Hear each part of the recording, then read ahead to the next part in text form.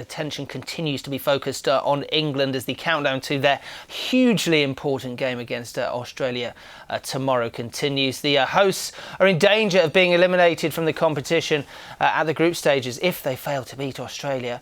Wales recorded their third pool victory, as we just heard, against Fiji. It's now over to Stuart Lancaster and his side, who had a special guest at training ahead of the game, as Adam Reid now explains.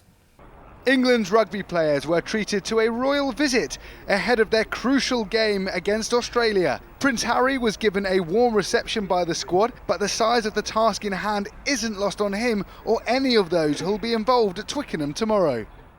It's a must-win game because if we don't qualify at the pool of the World Cup, and there's no hiding away from that. There's no hiding away from where the responsibility and accountability lies.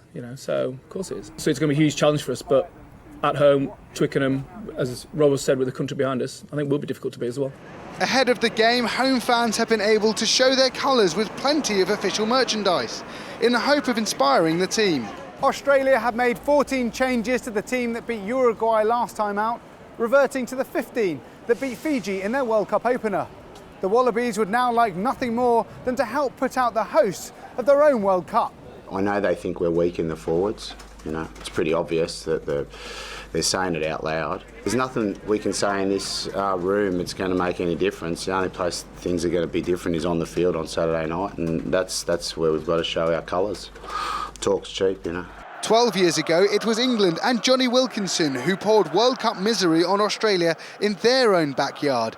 And it seems the Aussies have long memories. It'd be an amazing feeling just to get back at them after 2003 with the loss. Just be the best thing ever. Feels pretty good to be an Australian. I know we're getting some pretty bad looks walking around in our Wallabies jerseys and that in Oxford seats, so should be great. We're at home, we're at Twickenham. We've already just had a beating. I don't think we're up for another one. The players have said it all. It's their World Cup final. They know they messed up last week, so it's all or nothing. England have been boosted with the return to fitness of Jonathan Joseph at centre, with Sam Burgess dropping to the bench, and are aiming to avoid the unwanted title of being the first host nation not to make it out of the group stages. You take the rough with the smooth in this game, don't you? And it's about kind of getting back on your feet, getting straight back out there, and we're in a must-win game now. You can't sit and sulk for too long because it'll affect our performance this weekend. We know that we've got to go out this weekend and perform, and we can't dwell too much on last weekend. England fans at Twickenham tomorrow will hope that these purchases are money well spent as they aim to get their World Cup campaign back on track. Adam Reid, TRT World. Well, Adam joins me now to look ahead to this game. We know the starting 15s of both sides. Is there any advantage to be had heading into this game at all? Really interesting team selections from both sides going into this. A few changes for England. We saw they're boosted by the return of Jonathan Joseph. They've got Ben Youngs, who's come through a fitness test, and Joan Launchbury comes into the side as well. Australia making 14 changes. Now, in principle, you might think that's a bit crazy, but they've actually reverted to the winning team that they had against Fiji.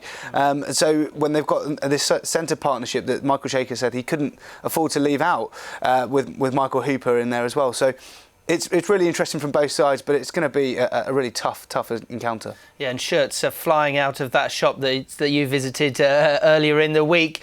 But fans probably won't want those shirts if they lose on Saturday. How can you allay their stresses, their fears? Well, they're going to be hoping that they don't have to keep the receipt in that case, because they don't have to take it back too soon. They want to be wearing it for a little while longer. But England have a winning record against Australia in recent years. 4 out of the last 5 times, including 1 time in Australia. So 3 other times at Twickenham. England have actually beaten Australia. So they've got every reason to feel confident. On their day, England's pack and their forward line, when they get everything moving, they should just edge it against Australia. But these things don't tend to be played out on paper. It can happen in the match, so anything can happen. Absolutely. It promises to be a fascinating encounter. Adam Reid, many thanks.